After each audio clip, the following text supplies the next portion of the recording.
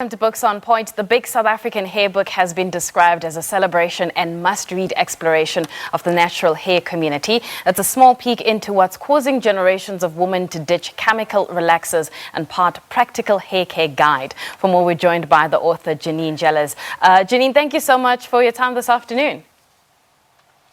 Thank you so much for having me. How are you doing? I'm good, thanks. And you? I mean, like, when you think about today being, World Book Day, the theme for this year is telling your story, and you do just that in your book. I mean, what inspired you to write a book about hair? I think, it is World Book Day, and you're right. This is about telling stories. And I think where the inspiration for this book came about is, for years I'd been inundated with women reaching out to me on social media, stopping me in malls, stopping me in the beauty aisles, asking me, tell me about your hair. How do you get your hair like that? And throughout the years, I've been, replying to people on social media, sending people emails, helping people along their own natural hair journeys. And I just thought, what better way to contribute to our greater collective hair story than to actually take the time and compile all this information into one book. But you have I'd kind of call it a slightly traumatic story as a child, being dragged to the hair salon and being forced to go through relaxers and various other things. I mean, briefly tell us about that experience. So, trauma, yes. But at the time, I don't think we necessarily saw it that way. I think for so many women of kind of my generation, elder millennials, it just was the way things were.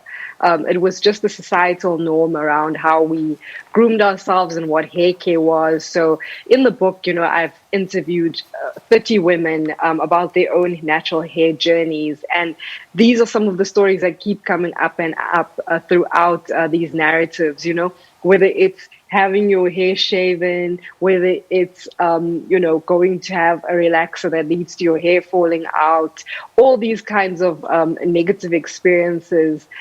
They're not necessarily just a me story. They're so common in our country. And I think that's what I wanted to bring across, the relatability. Like I didn't wake up like this, to paraphrase Beyonce, it's a journey to get there. It's quite a journey. I mean, speaking of society, there are many things that people say about women who have natural hair. One of them is that black women only go natural when they broke. And you dismantle those myths by talking about the big business that's around natural hair. Tell us about that particular chapter. So hair, beauty, I think these types of businesses always get downplayed because they are, women dominated, but they shouldn't be underestimated. The world of beauty, we're talking multi-billion rand industry in our country alone, Black women specifically are highly experimental, specifically women who are open to quote unquote going natural, because you're constantly looking for that holy grail product that's going to bring you those hair results. So as a category of consumers, natural hair or women who have natural hair are highly experimental, which means we're not just buying one shampoo, we're buying 3 shampoos. We're not just buying one conditioner, we're buying 4 or 5 conditioners to try out these products. So yes, hair is big business. And I think it's very encouraging for me to see so many South African women venture into the space, and we have options that aren't necessarily just the big international brands, but we are seeing so many local Black-owned brands coming up and really taking their space in the sector. The one debate you talk about when it comes to, various debates around hair is the one that I've constantly seen on social media, and personally I've set it out because I don't want to choose a side, and that is the weave versus natural hair debate. And you've also made a decision to sit that one out. Why was that? I'm not sitting it out because I'm a fence sitter. Let me just put it that way. I think the conversation has to evolve beyond that. To me, it's not an either or. I'm 10 years plus as someone with natural hair, proudly so. But I'm not averse to putting on a wig or a weave when I get tired of dealing with all of this hair. So does it make me any less of a naturalist if I'm wearing a wig over my natural hair? I don't think so, you know. I think historically, we also have to look at it from the perspective that as Africans, we have always adorned our hair throughout the ages. So it's not unusual for women to switch their hair up depending on their mood, depending on season, etc. So I think the weave versus natural debate puts us in this weird kind of binary where we fighting each other, and I don't necessarily know what we're fighting for. Yeah.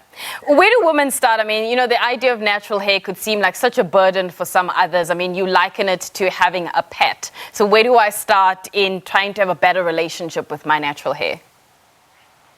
Oh, it's a pet, it's a side hustle, it's dedication. And I think we need to be honest about that, you know. When you, as me, as so many women like me, when you've had relaxed hair from the time you are 5, 6, or 7 years old, and maybe you have relaxed or straightened hair for 20 years, that's all you know. So to move into natural hair means there's quite a learning curve for you to learn about your hair and then to learn about practices around your hair. So I always caution people that it's a journey. It takes patience, you know. 1 month, 2 months, it's not enough to get to know your hair. And if I'm going to say start somewhere, I'm going to say start by buying this book. It will give you all the preparatory notes. It will cut that learning curve down by a half, and you will be well on your way to enjoying your natural hair.